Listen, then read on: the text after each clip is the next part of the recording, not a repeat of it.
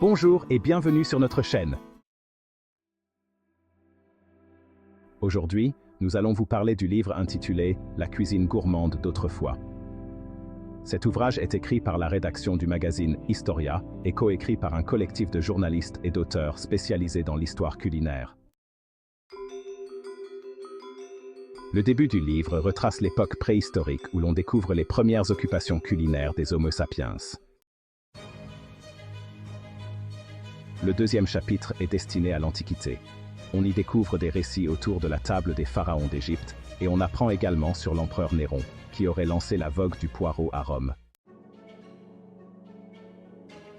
Le chapitre suivant nous plonge dans le Moyen-Âge avec des enseignements sur Apicius. Les sources anciennes font état de 2 Apicius, tous les 2 préoccupés par les plaisirs gustatifs. Le premier connu sous Auguste et Tibère, de 42 avant Jésus-Christ à 37 après Jésus-Christ. La rumeur dit qu'il ait fondé l'école de gourmandise, et sa vie se termine par un suicide d'empoisonnement. Le deuxième Apicius, 2 à 3 siècles plus tard, est fort probablement l'auteur du traité du l'art culinaire chez les Romains.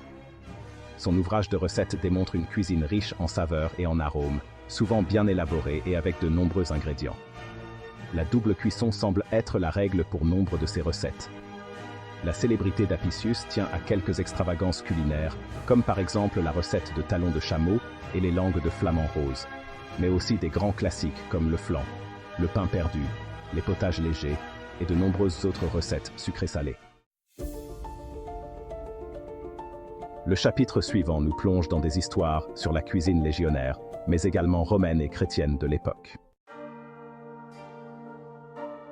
Petit à petit, on découvre la gastronomie du Moyen-Âge, de la Renaissance, du Grand Siècle, du siècle des Lumières des Révolutions, de l'Empire, ainsi que des récits sur la cuisine des 19e et 20e siècles.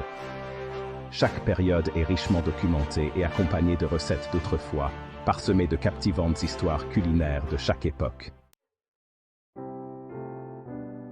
Par son contenu, cet ouvrage est un véritable trésor qui regroupe les grandes bases de l'histoire gastronomique avec des personnalités et des recettes qui, à travers le temps, sont devenues cultes.